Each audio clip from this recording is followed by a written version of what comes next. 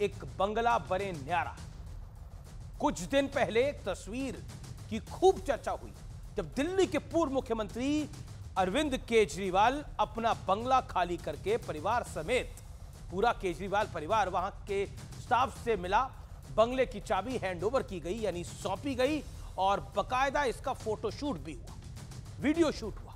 लेकिन इसके ठीक 5वें दिन आम आदमी पार्टी ने आरोप लगा दिया कि बीजेपी के इशारे पर दिल्ली के एलजी ने दिल्ली की सीएम आतिशी का सामान इस बंगले से बाहर निकलवा दिया है और बंगले को सील करवा दिया है। लेकिन इसके बाद की कहानी में एक बहुत बड़ा ट्विस्ट आता है, पूरा फिल्मी ट्विस्ट है ये। दिल्ली में सरकारी बंगलों का जिम्मा संभालने वाली पीडब्ल्यूडी ने यह एक बड़ा दावा किया कि केजरीवाल ने तो बंगले की चाबी हैंडओवर की ही नहीं थी और ना ही दिल्ली की सीएम आतिशी को यह बंगला अलॉट किया गया है। अब बीजेपी सवाल उठा रही है कि जब बंगला अलॉट ही नहीं हुआ तो आतिशी यहां रहने कैसे पहुंच गई।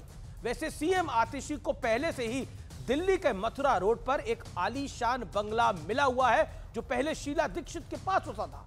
तो सवाल है ये भी उठ रहे हैं कि उन्हें एक साथ दो बंगले क्यों और किस लिए दिए जाने चाहिए। तो आज बंगले के इसी बड़े रहस्य पर देश की सबसे बड़ी पॉलिटिकल डिबेट आर पार नजर लगी मोरे बंगले पर।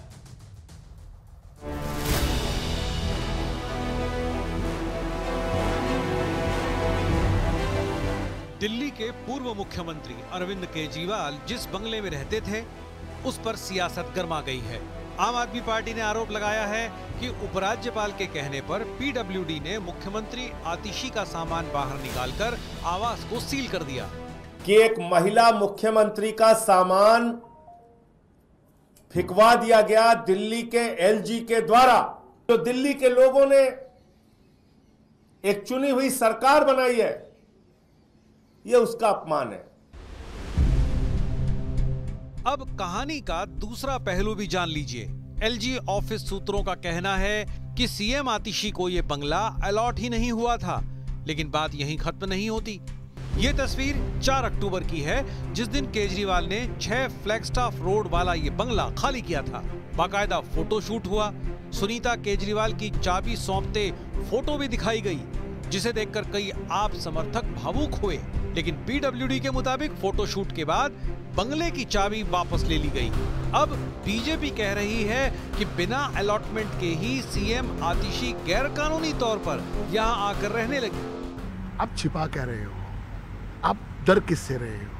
आप ऐसा आपने क्या क्या हीरे लगा दिए जनता के पैसे के, जिसको आप छुपा रहे हो? पीडब्ल्यूडी विभाग खुद मुख्यमंत्री आतिशी जी के पास है, सीधा सीधा चुनी हुई सरकार के अधीन आता है, मगर उसके बावजूद पीडब्ल्यूडी के अधिकारियों ने एक सिटिंग चीफ मिनिस्टर के घर को ताला लगाकर सील कर दिया। ये अपने आप में बहुत बड़ी बात है। भारतीय जनता पार्टी को मुख्यमंत्री आवास पर कब्जा करके मन की शांति मिलती है तो उनका स्वागत है। हमें जरूरत पड़ेगी, हम सड़क पर बैठकर भी दिल्ली के लोगों के लिए काम करेंगे।